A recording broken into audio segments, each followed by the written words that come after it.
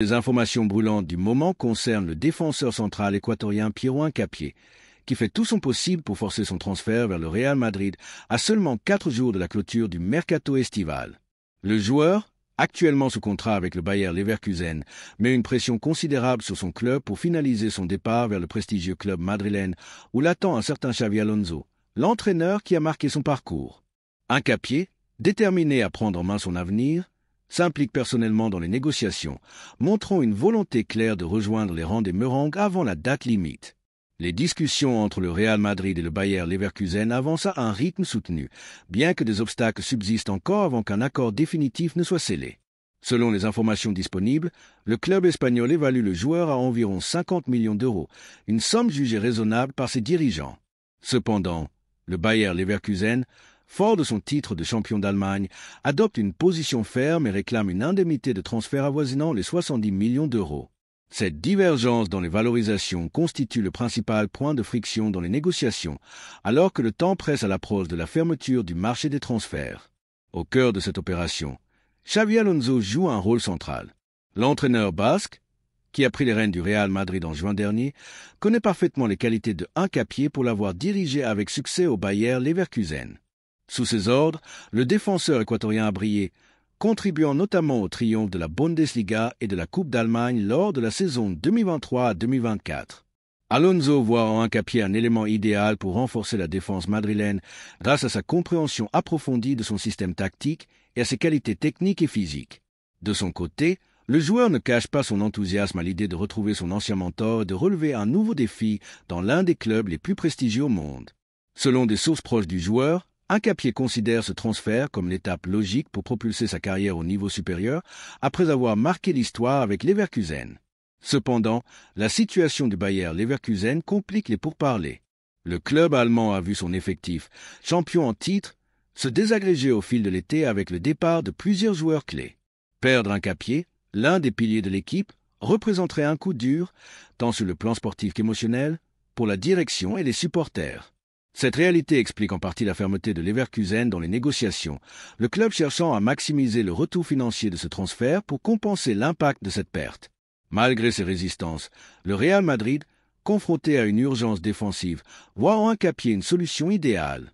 La blessure de longue date de David Alaba, combinée à des performances défensives parfois inconstantes, a convaincu les dirigeants madrilènes de la nécessité de recruter un défenseur central, gaucher de haut niveau. Hincapié, avec sa jeunesse, son expérience internationale et sa capacité d'adaptation répond parfaitement à ce profil. Le défenseur équatorien, qui s'est imposé comme l'une des révélations du football européen, attire également l'attention d'autres grands clubs. Cependant, il a clairement exprimé sa préférence pour le Real Madrid, un choix motivé par l'opportunité de travailler à nouveau avec Xavi Alonso et de jouer dans un club au palmarès inégalé. Les prochaines 48 heures s'annoncent décisives pour l'issue de ce dossier. Florentino Pérez, président du Real Madrid, suit personnellement l'évolution des discussions et a donné des instructions claires pour trouver une solution qui convienne aux deux parties.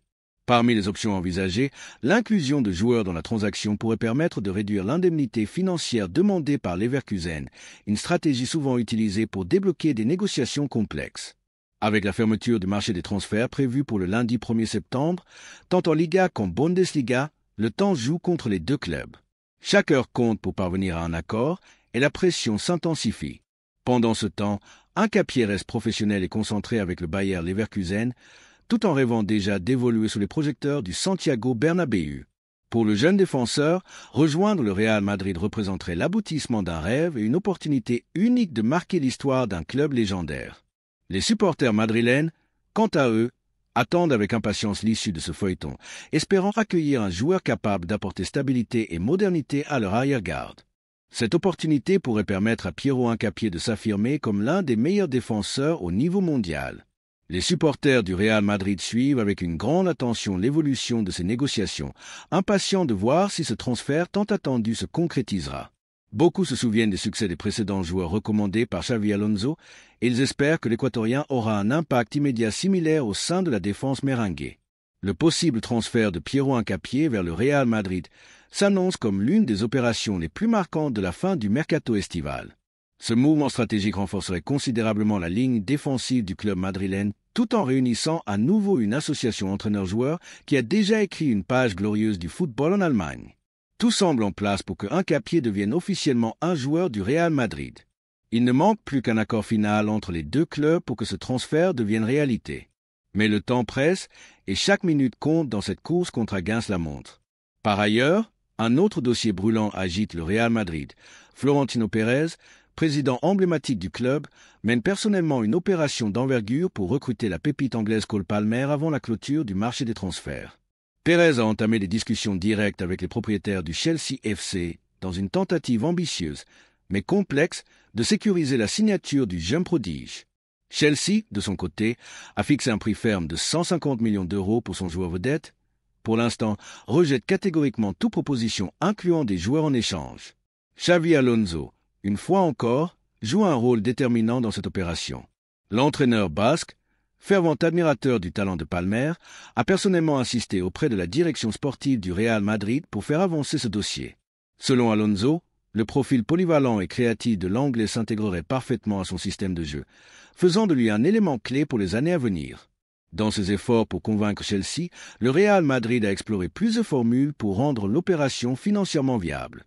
Une première proposition incluait le transfert de Rodrigo Goes accompagné d'un montant de 50 millions d'euros. Une seconde option mettait en avant Brahim Diaz avec un complément financier de 70 millions d'euros.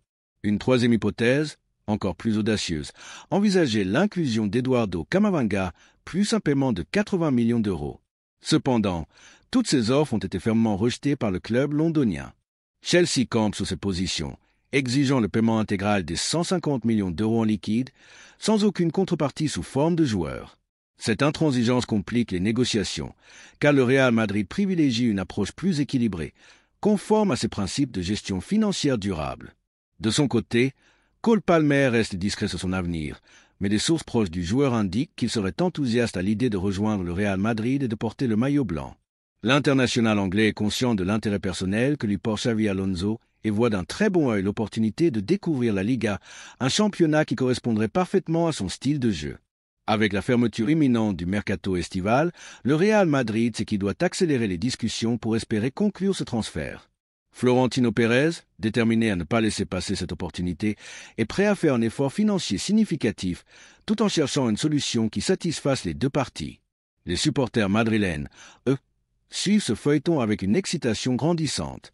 Cole Palmer est perçu comme un joueur à fort potentiel, capable d'apporter une touche de créativité et une menace offensive constante, que ce soit sur les ailes ou dans une position plus centrale. Sa polyvalence et sa capacité à faire la différence dans les moments clés en font un atout précieux pour le projet tactique de Xavi Alonso. Cependant, Chelsea se trouve dans une position délicate. Bien que le club anglais ait besoin de liquidités pour respecter les règles du fair-play financier, la perte de Palmer, véritable leader de leur projet sportif, serait un coup dur. Son départ laisserait un vide difficile à combler, tant sur le terrain que dans l'identité de l'équipe. Les observateurs du marché des transferts estiment que ce dossier pourrait connaître une avancée décisive dans les jours à venir. Le Real Madrid dispose des ressources financières nécessaires pour répondre aux exigences de Chelsea, mais préfère éviter un paiement intégral en numéraire. La clé du succès résidera dans la capacité de persuasion de Florentino Pérez face aux propriétaires du club londonien. Alors que le compte à rebours s'intensifie, les regards sont tournés vers Madrid et Londres, où se joue l'avenir de deux joueurs d'exception, Hincapié et Palmer, qui pourraient redéfinir l'ambition du Real Madrid pour les saisons à venir. Bonjour à tous, chers amis passionnés de football. Incroyable rebondissement dans le mercato, Dani Ceballos, le talentueux milieu de terrain espagnol du Real Madrid, a finalement décliné l'offre de l'Olympique de Marseille, mettant un terme aux rumeurs d'un transfert imminent vers la Ligue 1. Bienvenue dans votre rendez-vous incontournable, notre revue de presse internationale spéciale Mercato, où nous décortiquons les dernières nouvelles brûlantes du marché des transferts. Nous sommes dans le Money Time, la période cruciale où chaque heure compte avant la fermeture du mercato, et les informations fusent de toutes parts. Aujourd'hui, le visage de Dani Ceballos s'affiche en une des journaux. Mais ce n'est pas tout. Nous allons faire un tour d'horizon complet, explorant les scoops distillés par la presse internationale.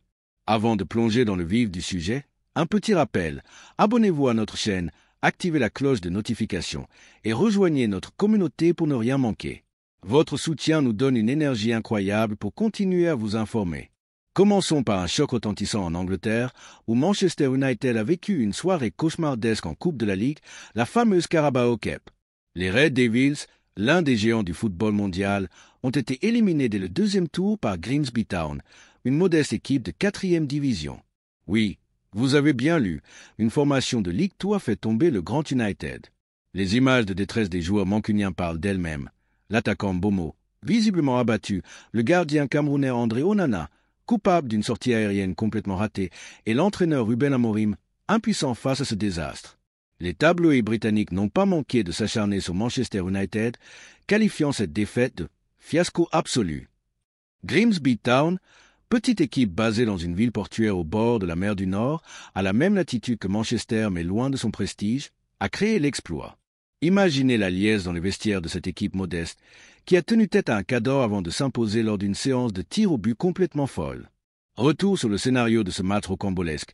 Grimsby a pris les devants en menant 2-0 après seulement 30 minutes de jeu, plongeant Old Trafford dans la stupeur. Manchester United, au bord du gouffre, a réussi à revenir dans la partie en seconde période grâce à des buts tardifs. Bomo, entré à la 75e minute, a réduit l'écart, suivi par MCJ qui a égalisé à la 89e minute, arrachant une prolongation in extremis. Mais c'est lors de la séance de tir au but interminable que tout s'est joué. Chaque équipe a vu tous ses tireurs passer une première fois, forçant un second tour. Bruno Fernandes, premier tireur de United, a réussi son premier penalty mais a échoué lors de sa deuxième tentative. Bomo, qui avait marqué son premier tir, a également manqué le second. Grimsby, porté par l'élan et la détermination, a scellé sa victoire historique, provoquant une onde de choc dans le football anglais. Ce résultat a suscité une vague de questions parmi les supporters, notamment sur les réseaux sociaux, où les débats font rage.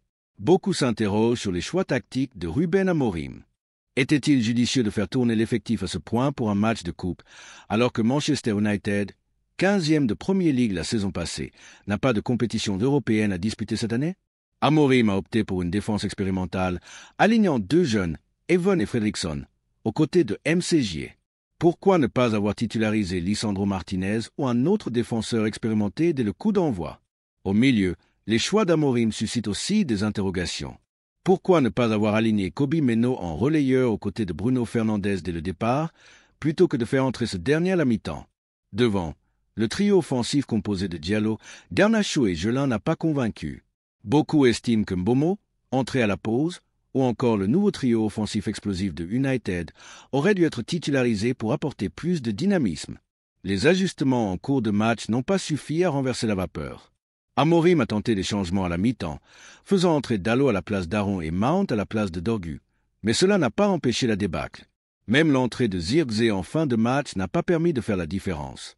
Cette élimination soulève des questions cruciales sur la stratégie d'Amorim et sa capacité à tirer le meilleur parti d'un effectif pourtant talentueux. Les supporters de Manchester United, déçus, attendent des réponses, tandis que Grimsby Town savoure un moment historique, prouvant que dans le football, tout est possible, même pour une petite équipe face à un géant. On enchaîne avec une nouvelle brûlante dans cette revue de presse internationale spéciale Mercato, en plein cœur du Money Time, alors que la fenêtre des transferts touche à sa fin. Les informations fusent de toutes parts, et aujourd'hui, nous allons décortiquer les dernières rumeurs et actualités qui agitent le monde du football européen. Avant d'aller plus loin, un petit rappel, abonnez-vous à notre chaîne, activez la cloche de notification et rejoignez notre communauté pour ne rien manquer de nos analyses. Votre soutien nous donne un élan incroyable pour continuer à vous informer au quotidien. On commence avec un retour sur l'humiliation subie par Manchester United en Coupe de la Ligue, où la séance de tir au but face à Grimsby Town a scellé leur élimination. Cette débâcle, qualifiée de klesmique par certains observateurs pour son caractère désastreux, place Ruben Amorim sous une pression énorme. Les prochains jours s'annoncent particulièrement compliqués pour l'entraîneur portugais, qui va devoir répondre aux critiques et redresser la barre après cette défaite face à une équipe de 4e division. Les supporters, furieux, remettent en question ses choix tactiques, notamment son turnover massif et l'absence de plusieurs cadres dès le coup d'envoi. Cette contre-performance pourrait avoir des répercussions sur la dynamique de l'équipe et Amorim devra montrer qu'il est capable de rebondir rapidement. Passons au mercato, où Liverpool fait parler la poudre avec un budget colossal de 150 millions de livres sterling pour renforcer son effectif. Les Reds, champions d'Angleterre en titre, ne lésinent pas sur les moyens et visent non pas un, mais 2 joueurs d'envergure pour consolider leur domination. Le premier nom sur la liste est Alexander Isak, l'attaquant suédois de Newcastle United. Selon les dernières informations, les discussions avec les Magpies avancent à grands pas et un accord pourrait être conclu avant la fermeture du mercato. Le second objectif est Mark Guéhi, le défenseur central et capitaine de Crystal Palace, également convoité par Manchester City. Liverpool, déterminé à bâtir une équipe encore plus compétitive, voit en Guéhi un renfort idéal pour solidifier sa défense. Cette double opération, si elle se concrétise, pourrait propulser l'équipe d'Arne Slot vers de nouveaux sommets, renforçant une escouade déjà impressionnante. Dans un autre registre, Fulham est sur le point de frapper un grand coup dans les dernières heures du mercato. Le club londonien attend le rush final pour tenter de s'offrir Raheem Sterling, l'ailier de Chelsea, dont l'avenir à Stamford Bridge reste incertain. Cette affaire, encore en cours, promet des rebondissements jusqu'à la clôture du marché des transferts. À Manchester United, un autre dossier fait parler. Anthony, l'ailier brésilien mis à l'écart par Amorim, pourrait faire son retour au Betis Séville, où il était prêté la saison dernière. Des négociations sont en cours entre les deux clubs pour finaliser un transfert définitif, offrant à Anthony une porte de sortie après une période difficile à Old Trafford. Du côté de Barcelone, un véritable séisme pourrait secouer le club avec le possible départ de Fermin Lopez, le jeune milieu de terrain formé à la Masia. Chelsea a fait éruption avec une offre alléchante, initialement estimée entre 45 et 50 millions d'euros, mais qui, selon le quotidien Marca, aurait grimpé à 58 millions d'euros. Plus encore, les Blues proposent à Fermin un salaire astronomique de 15 millions d'euros par an, soit près du triple de ce qu'il gagne actuellement au Barça. Cette proposition, qui pourrait changer la vie du joueur, suscite une réflexion intense. Pourtant, la presse catalane est divisée. D'un côté, Sport rapporte que Fermin souhaite rester fidèle au FC Barcelone, un dossier qui traîne depuis mai dernier. De l'autre, Deco, le directeur sportif du club, pose ses conditions. Pas question de céder le joueur pour moins de 70 millions d'euros. La décision finale reviendra à Fermin lui-même. Si le jeune milieu exprime son désir de partir et que l'offre atteint les exigences du Barça, Hansi Flick, qui tient absolument à le conserver, devra s'incliner face à la volonté du joueur et des impératifs financiers du club. Ce possible départ pourrait ouvrir des opportunités pour d'autres jeunes talents, comme Dario Fernandez, qui pourrait gagner du temps de jeu au sein de l'effectif barcelonais. Cependant, Flick est déjà sous pression après avoir perdu Inigo Martinez, parti en Saudi League, et ne veut pas voir un autre élément clé quitter le club. La défense centrale du Barça reste un chantier en cours, avec Ronald Araujo et Jules Koundé comme titulaires, et le retour d'Andreas Christensen, qui pourrait prétendre à une place pour le prochain match face à Rayo Vallecano. Flick devra trancher entre Christensen et Koundé pour accompagner Araujo, un choix crucial pour stabiliser l'arrière-garde blaugrana. Chelsea, de son côté, ne lésine pas sur les moyens pour convaincre Fermin. Selon certaines sources, Enzo Maresca, l'entraîneur italien des Blues, aurait personnellement contacté le joueur à plusieurs reprises pour le persuader de rejoindre Londres. Avec un effectif déjà riche au milieu de terrain, où Cole Palmer brille, Chelsea pourrait toutefois faire face à un problème d'embouteillage à ce poste. Ce dossier, encore incertain, promet des développements dans les prochains jours. À Barcelone, un autre sujet préoccupe le club. L'organisation de son premier match à domicile face à Valence, prévu les 13 ou 14 septembre. Le Spotify Camp Nou, toujours en travaux, ne sera pas prêt et le stade de Montjuïc est indisponible en raison d'un concert. Le Barça se tourne donc vers une solution de secours, le stade Johan Cruyff, où évolue l'équipe B. Ce petit stade, d'une capacité de seulement 6000 places, pose des défis logistiques, notamment l'absence de caméras VAR. Le club travaille activement pour obtenir les autorisations nécessaires, équiper le stade afin qu'il soit conforme aux exigences de la Liga. Par ailleurs, le Barça a demandé à l'UEFA de disputer son premier match de Ligue des Champions à l'extérieur, comme il a fait pour ses 3 premiers matchs de Liga, afin de gagner du temps pour finaliser ses ajustements. Enfin, quelques nouvelles rapides. Inaki Peña, après avoir prolongé avec le Barça, a été prêté à Elche pour respecter les contraintes du fair-play financier. Le jeune ailier Virgili, formé à la Masia, a trouvé un accord pour rejoindre Majorque.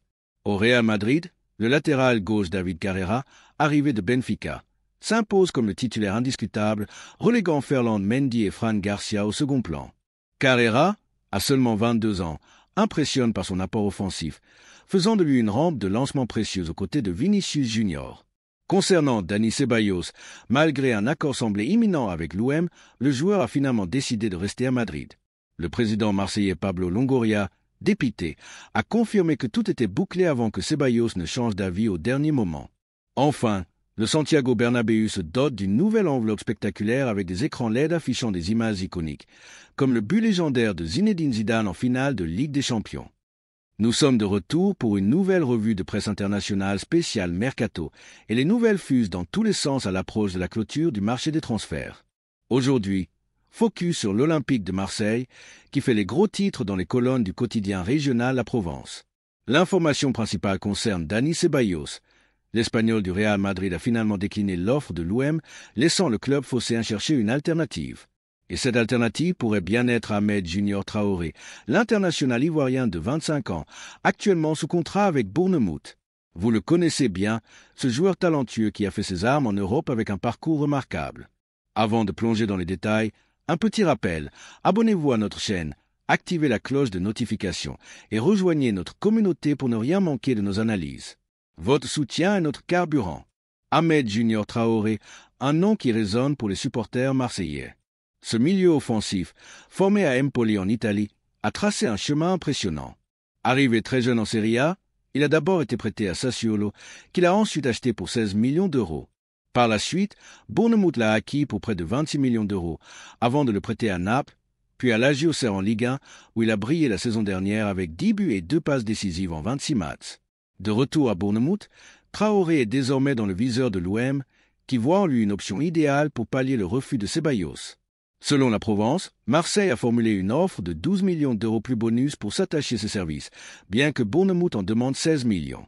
Ce dossier suscite l'enthousiasme des supporters marseillais, mais aussi la concurrence avec des clubs comme Fiorentina, Parme, Sassuolo et même Sunderland qui surveillent le joueur. Qu'en pensez-vous, amis supporters de l'OM? Votre avis nous intéresse, alors n'hésitez pas à le partager dans les commentaires. Toujours à Marseille, une autre information a attiré notre attention, révélée hier par la Gazzetta dello Sport.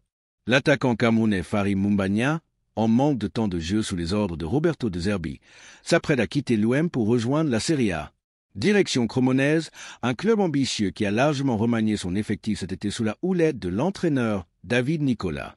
Selon les informations, l'opération se structure autour d'un prêt de 300 000 euros, assorti d'une option d'achat de 7 millions d'euros. Cremonese, qui cherche à renforcer son attaque, aurait également un œil sur Jamie Vardy, l'emblématique buteur de Leicester City.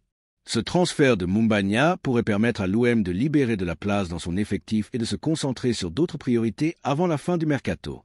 En Italie, un autre dossier brûlant fait les gros titres, le retour imminent de Randal Kolo Muani à la Juventus Turin en provenance du Paris Saint-Germain. Selon les tabloïds italiens, un accord a été trouvé pour un transfert total de 60 millions d'euros, structuré en un prêt initial de 10 millions d'euros avec une option d'achat obligatoire de 50 millions d'euros. Cette opération satisfait les exigences du PSG, qui souhaitait maximiser la valeur de son attaquant. Dans le même temps, la question de Dusan Vlahovic agite les supporters bianconeri. Malgré les rumeurs de départ, il semble que l'attaquant serbe restera à Turin, même si son contrat arrive à échéance l'an prochain, ce qui pourrait entraîner un départ libre en 2026. La Juventus, sous la direction d'Igor Tudor, mise sur un duo offensif Kolo Muani-Vlahovic, renforcé par des arrivées potentielles comme Jonathan David ou Joao Mario. D'autres options, comme Loïs Openda, Nicolas Jackson ou Edon Zegrova, ont été évoquées, mais rien n'est encore finalisé. Kolo Muani, qui a impressionné la saison dernière avec 10 buts et 3 passes décisives en 22 matchs, toutes compétitions confondues, est vu comme un élément clé pour relancer le projet turinois.